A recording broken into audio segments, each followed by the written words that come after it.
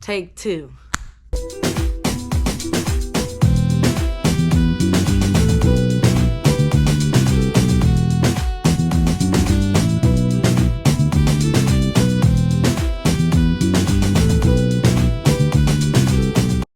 Hello darlings, welcome back to my channel. Hope you guys enjoy and subscribe. Leave a like and a comment if you find this video useful.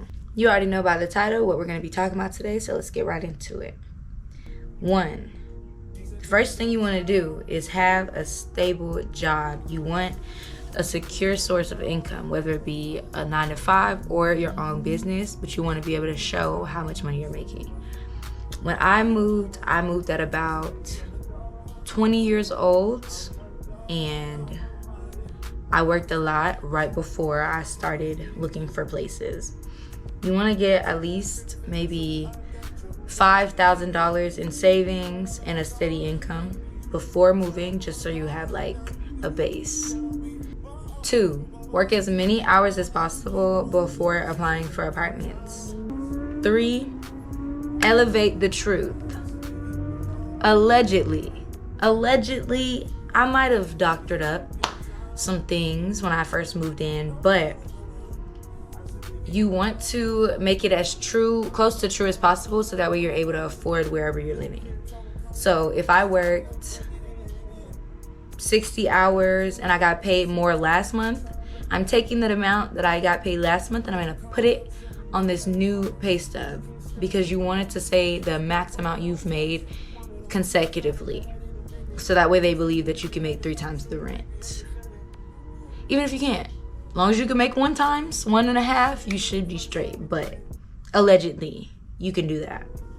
Just use a little Photoshop, it's fine.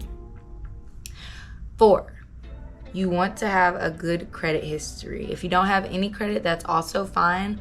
But as a young person moving into your own place without a cosigner, you want to have really, really good credit. The first thing I did was use a secured card. You just put in your own amount of money that they ask for, and you're pretty much paying yourself back whatever you use out of the money. So that way they're not missing out on money and you get to build your credit. After that, I applied to a different credit card, and I just make sure I pay on that at least twice a month or once a month on time. Never pay it late, and don't overspend. Try to keep it at about 30% to 10% of the full balance. 5, what to look for. Landlords and relaxed apartment complexes. Most luxury apartment complexes are going to ask for a lot of different information that you may or may not have, like renter's history. A lot of landlords, if you find them, some of them are way more gracious with their rules and regulations than apartment complexes are. This apartment that I'm in right now, my landlord, she was super dope, super cool, and she didn't really ask for much, just proof of funds, savings, and that you had a job, and your credit, your background check. But they don't do as much looking as most apartments do, so if you want to get a good apartment, try to find a landlord if you're young. Number 6, Trulia and Apartments.com is going to be your best friend. Trulia is an app, and not sponsored, but sponsor me. It's a good app that you can filter out a bunch of things, like the pricing that you're looking for, if you want to look for a landlord or apartments, complexes, or whatever. And that's where I found my apartment at, and it was a very quick process. Number 8, don't overbuy before you move into your apartment. Do not overbuy. You're going to want to buy a bunch of things that you think you're going to need for the apartment, and I promise you, you don't need it. I cannot tell you how many lamps and how many blankets or random things I bought before moving into my apartment, and absolutely do not need them at all. You want to buy only necessities, cleaning products, the shower stuff, pots and pans so you can cook if you do cook. But as for big furniture, wait until you get into the space, because what you buy may or may not work with your setup. So to save money, wait until you get into the space to start really buying things, so that way you don't over purchase. When I first moved in, I did a lot of thrift shopping at different thrift stores or Amazon. Amazon is going to be your best friend, and so are thrift stores. But if you are buying from thrift stores, you want to make sure that you clean out everything that you're bringing into the house. Shake it, drop it, flip it, everything before you bring it into your house, because you do not want no pests, molds, anything like that if you're going to be buying used furniture. I would say what to keep an eye out for is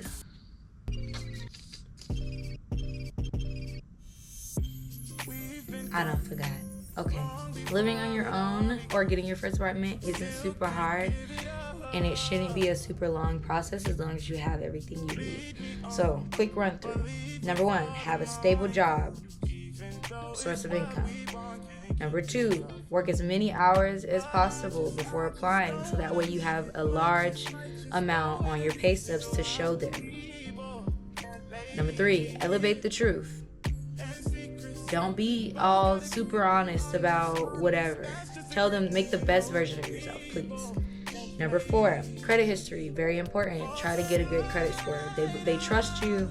They are more willing to let you in if you have good credit, or no credit sometimes, but good credit is always better. Number 5, have a savings. $5,000 in savings is a good place to start. If you can't get that, at least 3, because most places are going to charge you first and last and a security deposit. So $5,000 is usually a safe bet depending on how much your rent is. Number 6, look for landlords or relaxed apartment complexes that are not going to ask for a lot or raise the rent while you're there. Number 7, Trulia or apartments.com is going to be your best bet in finding good places to live and how to vet them.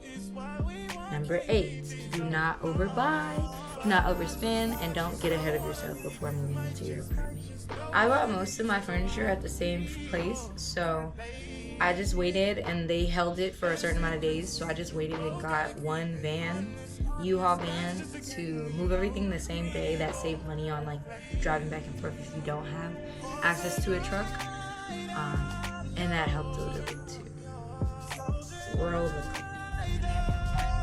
go. Y'all, I'm driving a big body. Stop playing with me.